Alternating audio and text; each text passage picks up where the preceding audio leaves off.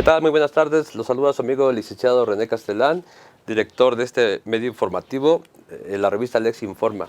Hoy tenemos a un invitado de honor, al juez Rubén Manuel Godínez, maestro de ejecución penal de la Ciudad de México. Bienvenido, señor juez. Muchas gracias por estar con nosotros. Muchísimas gracias por la invitación, licenciado René. Me da muchísimo gusto estar presente aquí con ustedes para hablar un poco sobre la ejecución penal. Iniciemos. ¿Qué es la ejecución penal, juez? Bien, la ejecución penal viene siendo una rama del derecho penal que se encarga básicamente de la ejecución, del cumplimiento de las penas, devenidas evidentemente de la imposición de una sentencia condenatoria y que ha causado firmeza. Okay.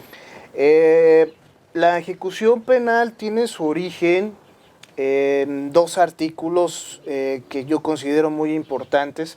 El párrafo segundo del 18 constitucional, que ha sufrido diversas modificaciones a lo largo de la historia, pero concretamente si nos centramos en la reforma al nuevo sistema de justicia penal de 2008, tiene una reforma trascendental respecto del sistema penitenciario, en donde se menciona que se va a regir por ciertos parámetros básicos para lograr la reinserción social en apego a los derechos humanos, que es el trabajo, la capacitación para el trabajo, salud, deporte, educación, como ejes rectores para la reinserción social de la persona para lograrla reintegrar a la comunidad. Sí. Y otro fundamento muy importante de la ejecución penal que da pauta a la creación del juez de ejecución es el párrafo tercero del 21 constitucional, donde la duración y modificación y extinción de las penas es propia y exclusiva de la autoridad jurisdiccional. Okay. Antes del 2008, el sistema penitenciario tenía el monopolio de la ejecución penal. Así es. A discrecionalidad ellos podían decidir qué persona tenía acceso o no a un beneficio penitenciario o preliberacional, como se le conoce actualmente. A discrecionalidad decían a quién van a trasladar de un penal a otro. A discrecionalidad imponían las sanciones administrativas dentro del penal por alguna falta conductual. Y bueno, pues ahora el juez de ejecución retoma el cumplimiento, la vigilancia de las penas y en ese sentido ya forma como un filtro entre la autoridad penitenciaria y el sentenciado para dirimir controversias que se puedan suscitar en la ejecución penal, pero no solamente de sentenciados, Okay. También para aquellas personas que tienen la calidad de procesados, también hay ciertas atribuciones que tiene el juez de ejecución respecto a estos. ¿Cómo qué atribuciones, juez? Atribuciones, desde que una persona es puesta a disposición del penal en su calidad de procesado, ya sea por prisión preventiva o por prisión justificada, pues aquí ya, al momento en que esta persona entra al penal, ya es sujeto de la ejecución penal. Y en ese sentido, si lo sancionan, por ejemplo, por alguna falta administrativa que llegó a cometer, bueno, pues el juez de ejecución puede tutelar la legalidad y verificar si efectivamente se siguió un proceso administrativo, un debido proceso administrativo penitenciario, para ver si esa persona es responsable o no de la sanción administrativa que se le impone, y la puede revocar incluso el juez de ejecución.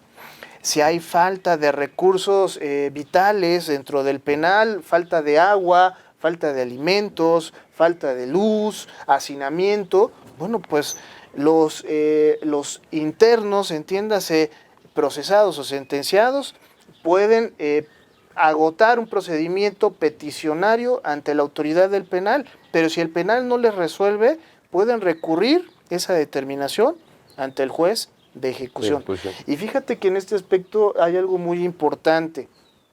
El numeral 128, me parece, de la Ley Nacional de Ejecución Penal, les da la facultad a los jueces de emitir resoluciones de carácter general para toda la población penitenciaria. A lo mejor un procesado o sentenciado es el que se queja de la falta de agua.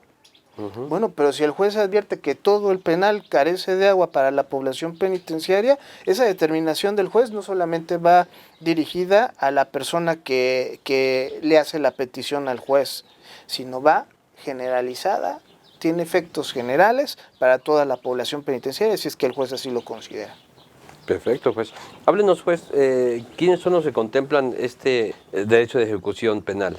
¿Quiénes contemplan? ¿Cuántas personas son? ¿Cómo se maneja? El derecho de ejecución penal no va dirigido única y exclusivamente a los privados de la libertad. También está enfocado a las víctimas. Okay. A las víctimas para cuando se quieren solventar asuntos relacionados con el pago de la reparación del daño.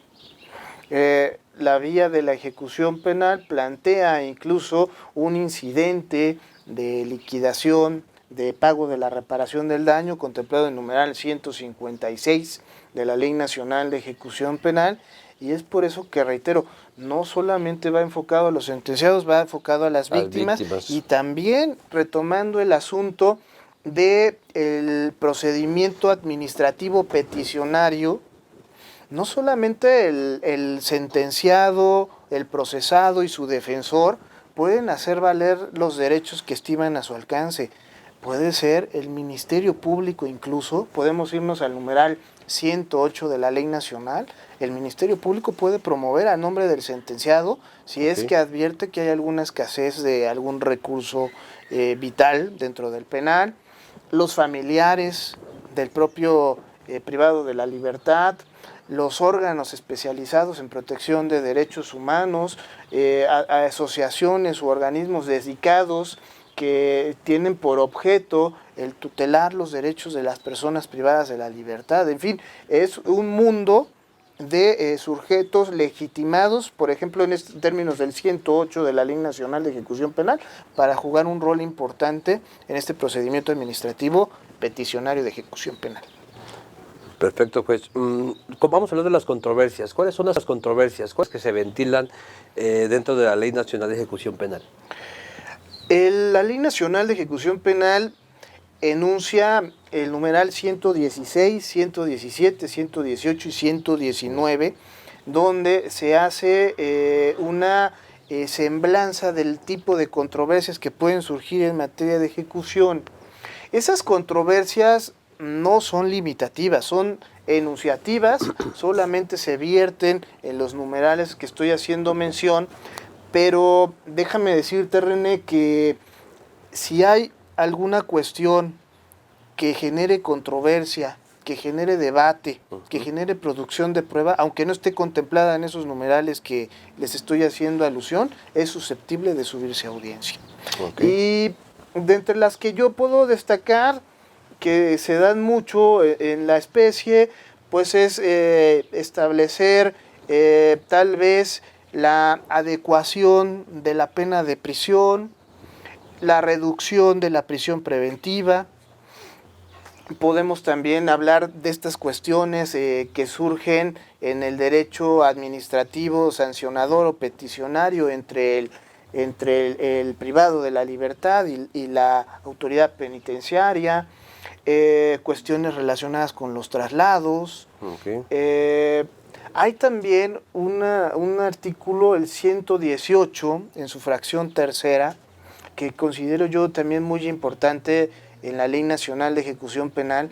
Si el juez de sentencia, entendiéndose de control o de enjuiciamiento, no se pronuncia sobre la concesión de algún sustitutivo de ley o del beneficio de la suspensión condicional de la ejecución de la pena en la Ciudad de México, que son figuras alternas para cumplir la pena en libertad, bueno, si el juez no se pronuncia, lo pueden solicitar ante el juez de ejecución para que él analice si procede conceder algún medio alterno de cumplimiento de la pena en libertad. Perfecto, se ha modificado mucho esto, ¿verdad? Muchísimo. Y la cuestión de los beneficios preliberacionales, René, que es también muy importante. Es muy importante hablar de los beneficios. Cuéntenos de los beneficios, juez. Los beneficios preliberacionales están contemplados en la Ley Nacional de Ejecución Penal y son la libertad anticipada y la libertad condicionada. La condicionada está en el numeral 136 y 137 y la anticipada en el 141. Okay. Aquí evidentemente la persona, si ha cumplido con ciertos requisitos de temporalidad, para condicionada es el 50% tratándose de delitos dolosos, para anticipada 70% tratándose de dolosos, 50% de culposos. Bueno, pues si reúnen estos requisitos de temporalidad, aunado a tener buena conducta dentro del penal, haber reparado el daño, haber reparado la multa, lamentablemente habla de que tienes que cumplir con el requisito de no tener diversa sentencia condenatoria firme. Okay. Ese yo le veo un gran problema porque la mayor parte de la población penitenciaria es reincidente. Así es, sí. Y si es reincidente, es la fracción primera del 137 y 141 le van a coartar el derecho a poder acceder al beneficio preliberacional si tiene antecedente. Como son residentes. Cuando son reincidentes, lo que yo considero atenta en un cierto momento contra el derecho penal que sustenta en la teoría del derecho de acto y el derecho de autor, ¿no? Creo que mientras no se reforme esa fracción, muchísimos peticionarios se van a quedar en el camino, ¿no? Sí, claro. Otra cuestión que se pretende acreditar es que la víctima no cuente con un riesgo objetivo por parte de la persona que va a acceder a estos beneficios. Es muy difícil también acreditar un riesgo objetivo para la víctima. Creo que si ya se reparó el daño, René, creo que si la víctima no muestra interés en la consecución del trámite del beneficio, creo que es difícil acreditar ese riesgo objetivo por parte de la víctima, digo, del sentenciado hacia la víctima, perdón.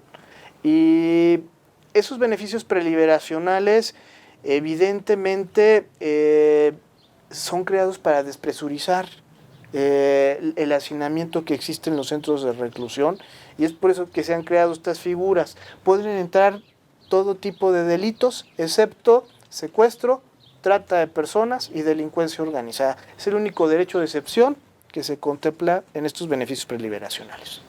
Perfecto, pues hablemos de la audiencia inicial de ejecución penal. ¿Cómo inicia una audiencia? Bien, es una pregunta sumamente importante porque la audiencia inicial de ejecución, tengo conocimiento yo que existe solamente en 2 estados de la República Mexicana. Uno es Querétaro y el otro lo es la Ciudad de México. Okay. En ese sentido, es una audiencia que no está contemplada en la Ley Nacional de Ejecución Penal, no la vamos a encontrar ahí, Okay. pero es una audiencia que es creada por el Consejo de la Judicatura de la Ciudad de México. Ese acuerdo que da pauta a la creación de la audiencia inicial de procedimiento de ejecución tiene por objeto en audiencia pública que se rige bajo los principios de oralidad, de publicidad, de adversariedad. Así es. Concentración. Exacto, concentración, continuidad y Así mediación. Así es.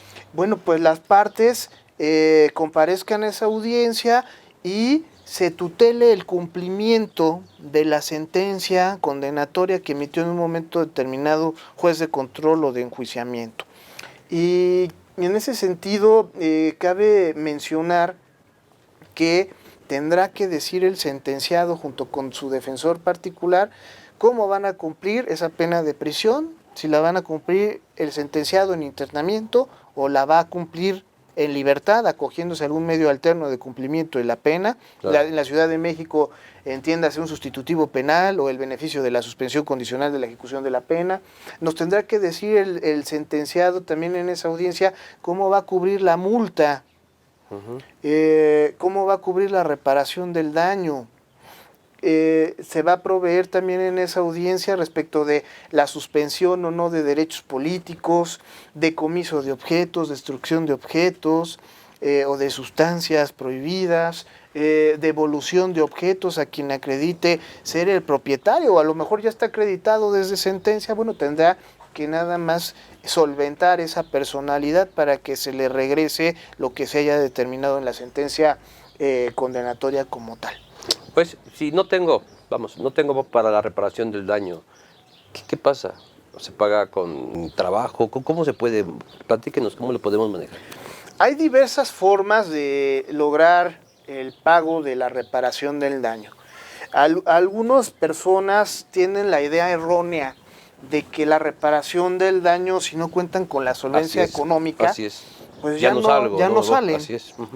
Y digo que es errónea porque el numeral 198 de la Ley Nacional de Ejecución Penal, en el capitulado correspondiente a las reglas generales, dice que una persona no puede estar sujeta a prisión por la carencia de recursos económicos.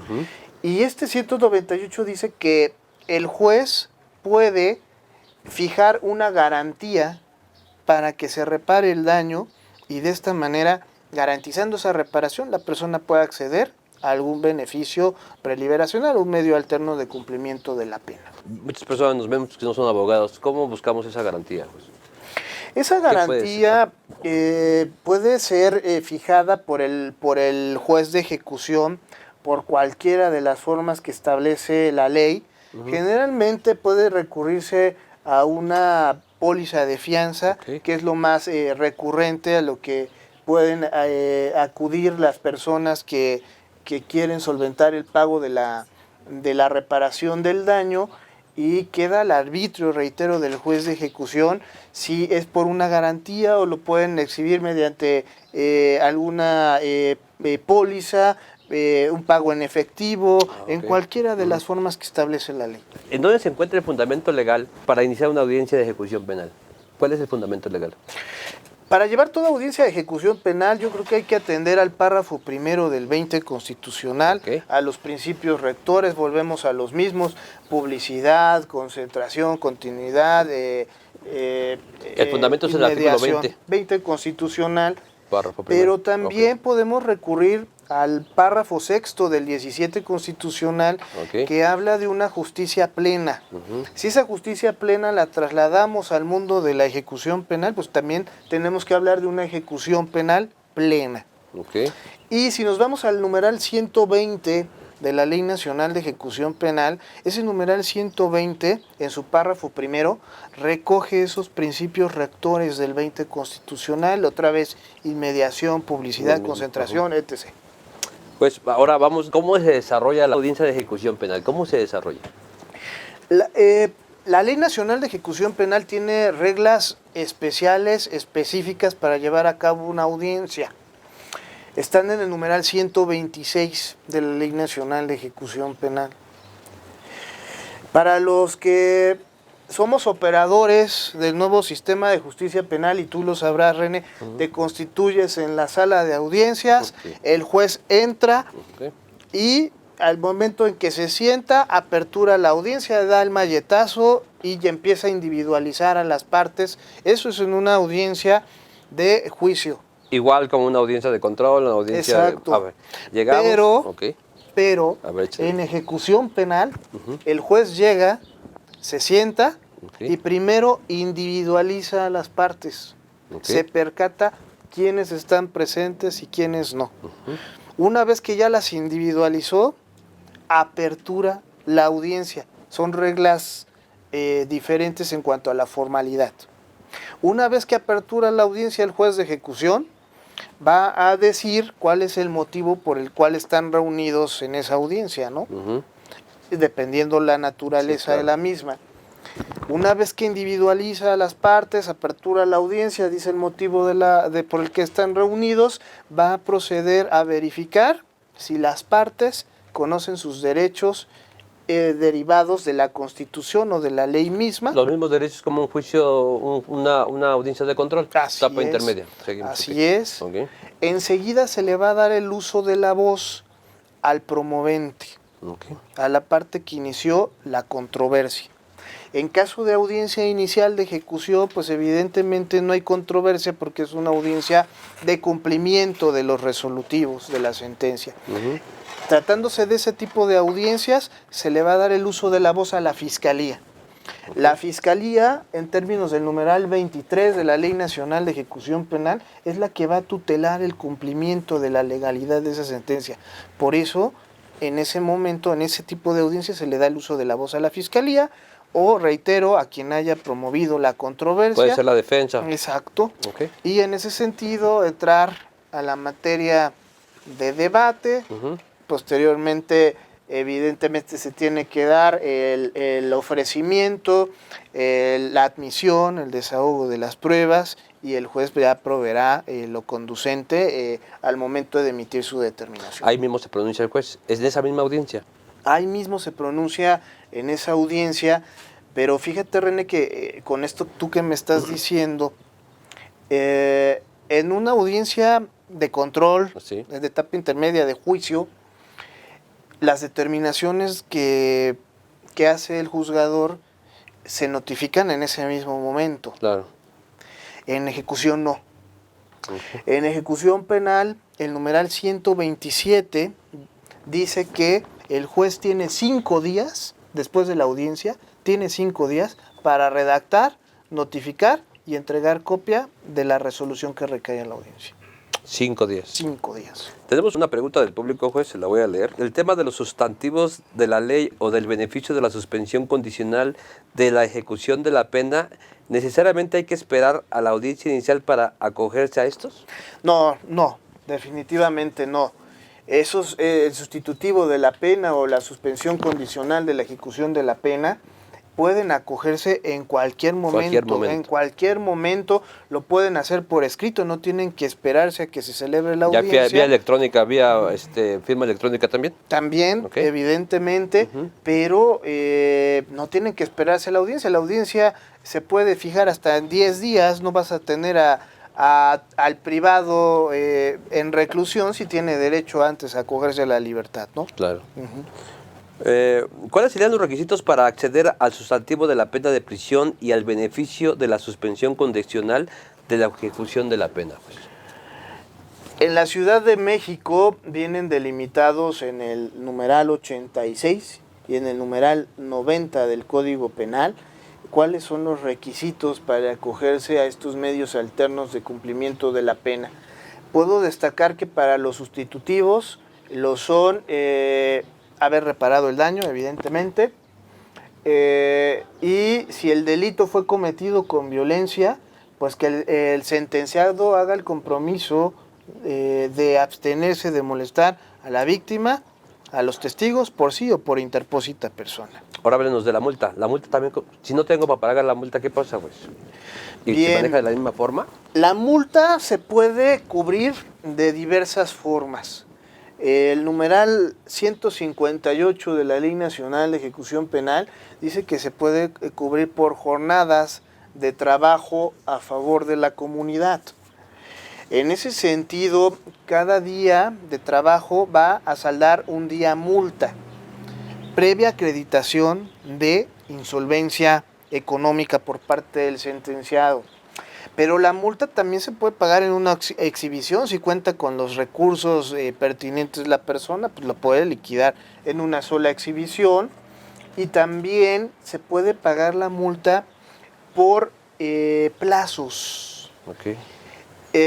Si excede la multa de 50 días, en términos de la fracción primera del numeral 159 de la Ley Nacional de Ejecución Penal, la persona tiene hasta 3 meses para pagar la multa. 3 meses. Si excede de 50 días, tiene hasta 1 año en términos de la fracción segunda de ese 159 de la Ley Nacional de Ejecución Penal. Igual por pagos, no hay ningún problema. 1 año. Exacto.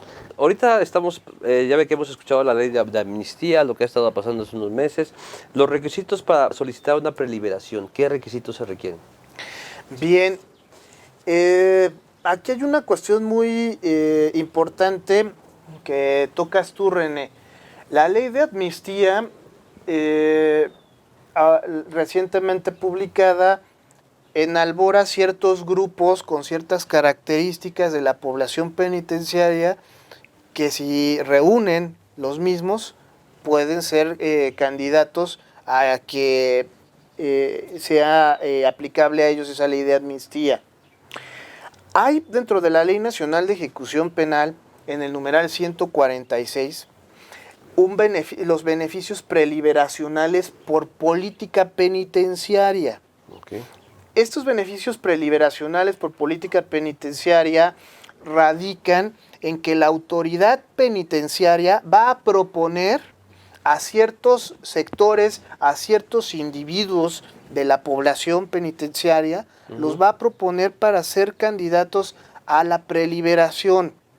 Pero ese beneficio de política penitenciaria única y exclusivamente es potestativo de la autoridad penitenciaria.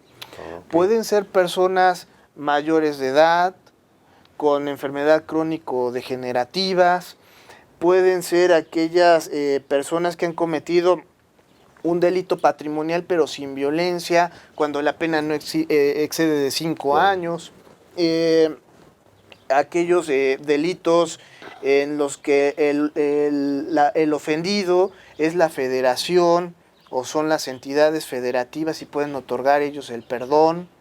En fin, hay diversos supuestos a los que hace alusión ese 146 y bueno, si reúnen ciertas características estas personas, se hace la solicitud, reitero, por parte de la autoridad penitenciaria al juez de ejecución y va a determinar si procede o no otorgarles ese beneficio preliberacional, evidentemente con los requisitos a que alude la libertad condicionada y anticipada.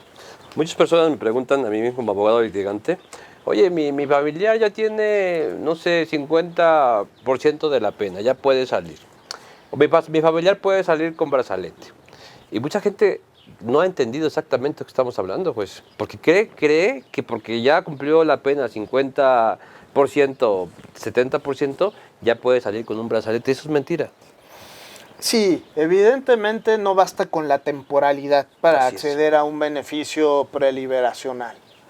Hablando de monitoreo electrónico con el brazalete, es la libertad condicionada, que puede ser con brazalete electrónico o sin brazalete electrónico, pero evidentemente hay que surtir otra serie de requisitos, no solamente basta temporalidad, reitero, debe de tener buena conducta, debe haber cumplido con un plan de actividades dentro de prisión, que el plan de actividades es la distribución de los tiempos y espacios que tiene el privado de la libertad en reclusión para desempeñar actividades laborales o de capacitación para el trabajo, de educación, de salud, de deporte, de cultura, de recreación. Evidentemente tiene que cumplir con un plan de actividades para ser candidato a un no solamente por su 50, 70%. No, y qué bueno que lo dice, pues, usted que es especialista, porque muchas personas nos preguntan, no, pues mi pariente ya puede salir, o mi pariente esto, y uno les dice la verdad y no le creen. Háblenos, ¿qué pasa si las partes no comparecen en una audiencia inicial? Bien, si las partes no comparecen en la audiencia inicial, evidentemente si no comparece el sentenciado, el defensor y la fiscalía, pues no estaríamos en aptitudes de poder llevar una audiencia inicial o cualquier audiencia en materia de ejecución controversial, ¿no? Creo que si la audiencia versa sobre aspectos de reparación del daño, es imprescindible la presencia del asesor victimal o de la víctima en su defecto, ¿no? Pero si son audiencias que no tienen aparejadas consigo reparación del daño, creo que basta con la presencia de la fiscalía, del defensor y del sentenciado para poder llevar a cabo la audiencia. Claramente, los últimos párrafos de los numerales 118 y 124, respectivamente, de la Ley Nacional de Ejecución Penal, dicen que la presencia de la víctima y del asesor solo versará en asuntos donde se juegue o esté en controversia el pago de la reparación del daño, dice el esclarecimiento de los hechos y el acceso a la justicia. El asesor jurídico, ¿existe esa figura? Así es. Porque si muchos no lo saben. Igual en la audiencia inicial hay un asesor jurídico.